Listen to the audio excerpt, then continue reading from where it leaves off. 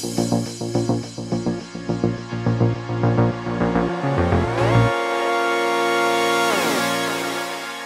m'appelle Frédéric Christien, je suis professeur dans le centre SMS de l'École des Mines de Saint-Étienne. Donc SMS pour Sciences des matériaux et des structures. Je m'intéresse à la durabilité des matériaux métalliques en particulier, et tous les phénomènes qui vont limiter cette durée de vie. Donc l'idée c'est de comprendre ces phénomènes pour pouvoir essayer de les contrecarrer un petit peu.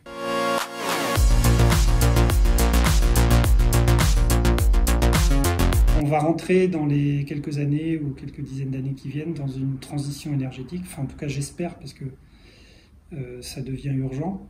Donc la question c'est comment on se passe des énergies fossiles. Donc ça c'est une vaste question, hein, parce que tout notre mode de vie est basé en grande partie sur les énergies fossiles. Quel est le rôle de la science des matériaux là-dedans?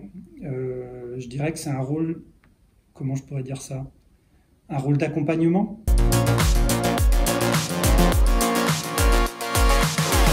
On a déjà énormément allégé les matériaux. Si on prend l'exemple de la voiture et de l'avion, il y a déjà eu des efforts de recherche très très importants sur l'allègement. Je vais prendre le cas de la voiture par exemple, qui est celui que je connais le mieux parce qu'il y a beaucoup de matériaux métalliques. Dans les quelques décennies qui viennent de s'écouler, on a beaucoup allégé et en même temps on a amélioré notamment la sécurité des véhicules. Il y a eu beaucoup de travaux de métallurgie sur ces questions-là, puisque la commande à la fois des constructeurs automobiles et des utilisateurs, c'était d'être plus en sécurité. Donc il y a eu deux gros chantiers, c'était les pièces qui sont à l'avant des voitures et les pièces qui sont sur les côtés de la voiture, qui sont des pièces qu'on appelle anti-intrusion. Donc la fonction des métaux qui sont à l'avant de la voiture, c'est d'absorber de l'énergie en cas de choc. C'est-à-dire que l'avant de la voiture va se déformer beaucoup pour pouvoir absorber de l'énergie et freiner alors c'est un freinage extrêmement brutal parce que c'est un choc, mais c'est quand même un choc au cours de laquelle le véhicule va avancer un petit peu avec l'écrasement qu'on a à l'avant de la voiture. Sur le côté des voitures, c'est une problématique différente puisque là, l'idée c'est que ça se déforme très peu pour éviter l'écrasement des passagers en cas de choc latéral. Donc en fait, il y a eu un gros travail de recherche qui a permis de faire tout ça, hein. C'était un gros défi. Mais vous avez maintenant des matériaux métalliques qui répondent aux enjeux de sécurité à l'avant, sur les côtés, et qui ont été beaucoup allégés. Sur les carrosseries, c'est un peu une autre problématique. Si vous avez connu les 2 chevaux et les 4 ailes dans les années 70, elles finissaient tous par avoir un plancher percé ou des portes qui tombaient. Enfin, c'était lié presque essentiellement à de la corrosion. Bon, tout ça, ça a été réglé. Ça n'a pas été réglé par le surdimensionnement. Alors, le surdimensionnement, c'est mettre plus d'épaisseur pour se dire, comme je sais que ça corrode, je mets plus d'épaisseur. Donc, si j'ai plus d'épaisseur, ça va durer longtemps. Ça va durer plus longtemps. Donc ça, c'est ce qu'on appelle le surdimensionnement. C'est une pratique de conception qui n'est pas très écologique parce qu'on met plus de matière pour que ça dure plus longtemps. Ça n'a pas été fait comme ça a été fait par des traitements de surface. Donc toutes les pièces de carrosserie ont des traitements de surface assez complexes. Ça permet de mettre une barrière entre le métal qui constitue la portière ou le capot et l'atmosphère. Donc le cas de la voiture, c'est vraiment du développement, alors des recherches et du développement d'ingénierie qui ont permis d'avoir les véhicules qu'on a aujourd'hui. Je reviens sur la question de l'allègement. Moi, je considère que les scientifiques, ils ont fait le boulot.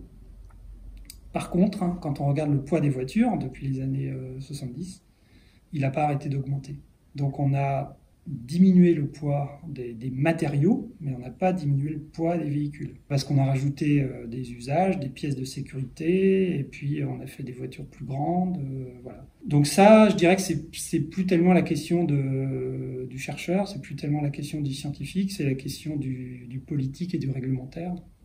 C'est-à-dire qu'on pourrait choisir de ne pas faire des véhicules aussi gros que ceux qu'on fait aujourd'hui. Mais ça, c'est pas une question scientifique.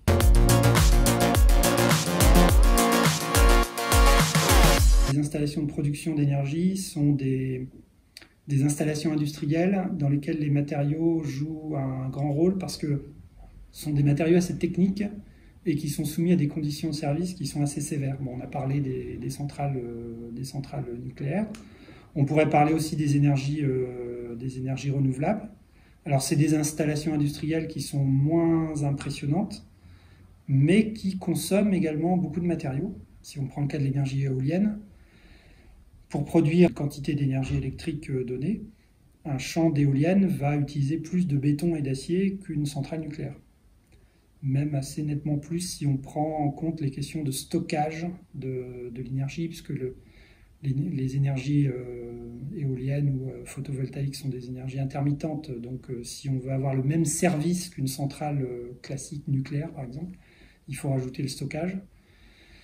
Donc tout ça fait qu'une production énergétique basée sur des énergies renouvelables intermittentes est consommatrice de beaucoup de matière, notamment beaucoup d'acier et de béton. Donc je pense qu'il y a un travail à faire sur l'optimisation, comment on optimise les quantités de matériaux qu'on va utiliser pour produire de l'énergie à partir de techniques intermittentes. Alors si on continue sur le nucléaire, les installations nucléaires sont des grosses installations industrielles dans lesquelles les matériaux sont soumis à rude épreuve.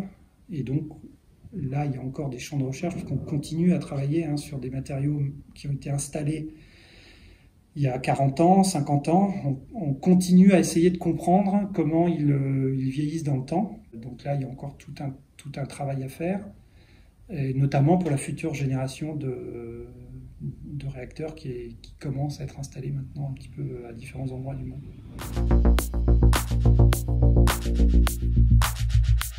C'est une question également importante. Il y aura peu, je pense, dans les 30 ans qui viennent, de problèmes de ressources sur le fer, parce que c'est un métal qui est assez abondant. Par contre, ça reste la fabrication du fer, ça reste un procédé qui consomme énormément d'énergie.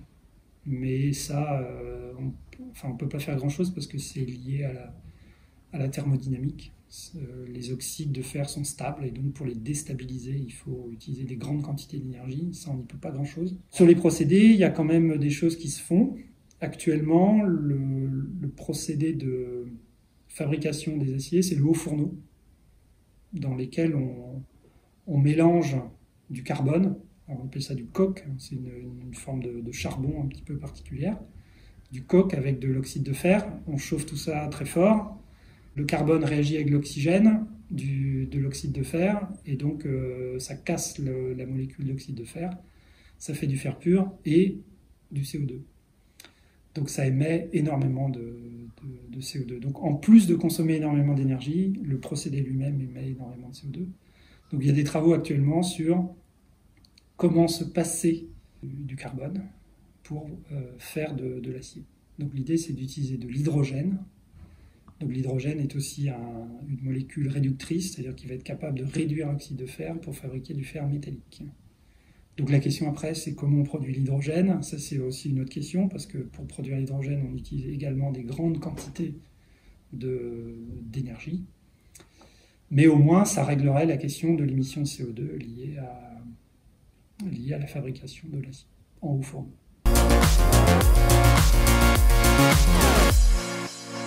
On répare assez peu actuellement, y compris dans nos usages au quotidien qu'on fait des objets, on voit qu'on répare assez peu. Dans l'industrie, c'est un petit peu vrai aussi. On pourrait réparer plus qu'on ne fait. Et ça, par contre, c'est une voie sur laquelle on travaille. Par exemple, lorsque vous avez des pièces qui s'usent, je pense notamment à des pièces tournantes qui sont plus ou moins en contact avec une autre pièce, on a de l'usure. Donc les pièces perdent de la matière. Et on travaille actuellement sur des procédés de réparation par fabrication additive. C'est-à-dire on va venir remettre sur une pièce la matière qui est partie. Et donc on garde la pièce, on garde quasiment toute la pièce telle qu'elle était au début. On va juste réparer les endroits qui ont perdu de la matière. Donc ça, la question de la réparation, je pense que c'est un axe sur lequel on aurait beaucoup de choses à faire, plutôt dans des installations industrielles. Et les industriels sont partants pour... Oui. Jusqu'à un passé récent, ce qui a guidé les conceptions et les maintenances, c'est le côté uniquement économique. Donc, si ça coûte moins cher de remplacer une pièce plutôt que de la réparer, on va la remplacer. Même si en la réparant, elle aurait pu tenir encore 10 ans ou 20 ans. Donc là, je pense qu'on est en train de sortir de la logique purement économique, en tout cas j'espère, où on va se poser la question de savoir est-ce qu'en réparant, je peux faire tenir ma pièce encore un certain nombre d'années. Donc là aussi, hein, la réglementation doit jouer son rôle. C'est-à-dire qu'il faut mettre des règles de type bilan carbone ou ce genre de choses, des règles basées sur l'analyse du cycle de vie, pour que ça devienne évident qu'il vaut mieux réparer plutôt que de remplacer.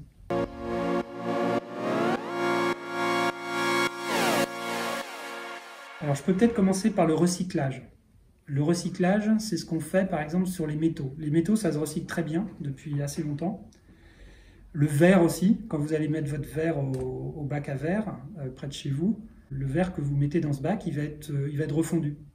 Donc on repart de zéro. C'est-à-dire il va être lavé, on va enlever toutes les cochonneries, les étiquettes, la colle, tout ce qui peut traîner au fond des bouteilles. On va refondre et on va refaire des bouteilles, des récipients, etc. C'est très bien parce qu'on économise de la matière. Par contre, quand on fait du recyclage, il faut refondre. Aux températures de fusion du verre, c'est autour de 500, donc il faut chauffer à au moins plus de 500 degrés. Voilà, donc ça utilise de l'énergie.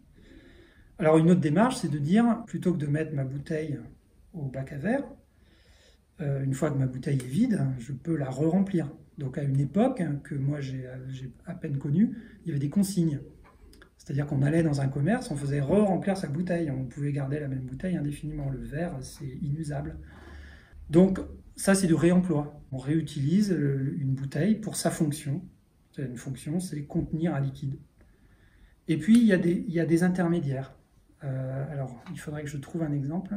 Alors, je vais prendre un matériau complètement différent, le cuir. Quand vous faites une pièce de cuir, dans une pièce de cuir, il y a des parties qui sont extrêmement nobles, que vous pouvez utiliser pour faire des pièces, on va dire, plutôt de luxe. Et puis, vous avez d'autres parties de la même pièce de cuir qui sont un peu moins intéressantes, qui ont un aspect un peu moins lisse, un peu moins homogène. Mais vous pouvez très bien, plutôt que de découper seulement les parties très nobles et jeter le reste, vous pouvez aussi utiliser les parties un peu moins nobles pour d'autres fonctions. Donc on a Jenny Faucheux, Jean-François Bassereau qui travaillent sur ces aspects-là, c'est-à-dire, ok, plutôt que de mettre certaines pièces au rebut, est-ce qu'on ne peut pas trouver des fonctions pour ces matériaux-là qui seraient intéressantes? Voilà, donc ça c'est un peu intermédiaire entre du recyclage où on dit bah mon cuir je vais le rebroyer puis je vais le mélanger avec un polymère pour faire je sais pas quel support mécanique ou etc. Ou avoir une fonction thermique très différente de ce pourquoi c'est prévu au départ qui sont des propriétés plutôt visuelles et tactiles. Et bah de trouver des fonctions visuelles et tactiles qui sont un petit peu moins nobles mais qui peuvent quand même être intéressantes pour d'autres objets.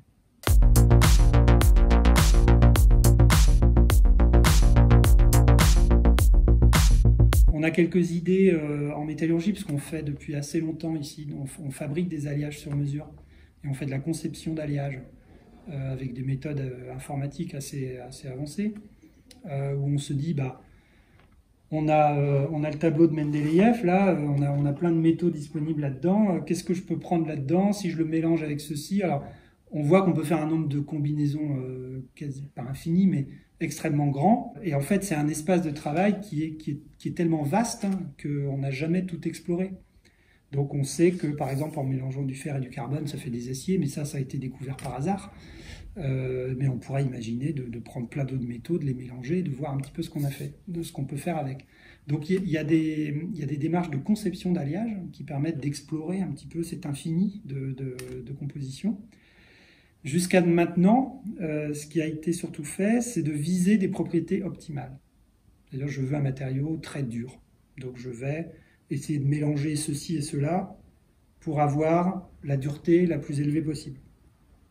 Ou je veux que ce soit un matériau qui se déforme le plus possible en cas de choc. Je prends une propriété, voilà. Donc, je vais essayer de mélanger et voir ce que je peux obtenir. Dans les approches, en tout cas celles que je connais, celles que j'ai pu voir, des critères tels que la disponibilité des métaux ou l'analyse du cycle de vie, c'est pas pris en compte. Donc une démarche intéressante pourrait être de se dire, ok, au lieu de viser quelque chose d'extrêmement dur, je vais me dire, ok, je mets un critère un peu moins sévère sur la dureté que je veux obtenir, et par contre, je mets des critères sur la disponibilité des ressources. Si je mets un critère sur la disponibilité des ressources, je sais que dès que je vais mettre du nickel ou du cuivre, je vais avoir un petit warning parce qu'on sait que dans les 30 ans qui viennent, le nickel et le cuivre risquent d'être des métaux sur lesquels il y aura des fortes tensions. Il y en a déjà sur le nickel. Le cuivre, il y en a peut-être un peu moins, mais le cuivre, si on fait la transition énergétique telle qu'elle est prévue, on va aller vers une société qui sera beaucoup plus électrifiée. Et donc, qui dit électrification, dit cuivre, d'une part pour la conduction de l'électricité, c'est-à-dire le transport d'électricité, et les moteurs électriques. Il y a plein d'autres métaux, notamment les terres rares. On entend beaucoup parler des terres rares qui sont utilisées notamment dans des aimants. Il va y avoir aussi des tensions là-dessus, mais dans la métallurgie plus traditionnelle, il y a surtout le nickel et le cuivre qui vont poser problème.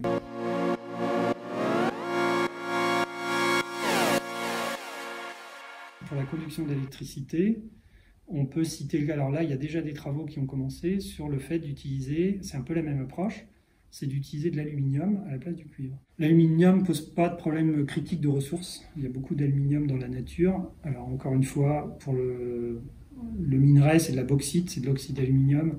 Pour le transformer en aluminium, ça consomme beaucoup d'énergie. C'est le même problème qu'avec le fer qu'on a évoqué tout à l'heure. Mais sur les ressources, il n'y a pas trop de tension. Donc d'utiliser de l'aluminium comme conducteur électrique, c'est pas forcément une mauvaise idée. Ça pose un petit problème sur la conduction, c'est-à-dire qu'on aura des moins bonnes propriétés de transport. Ça pose aussi un problème sur les contacts.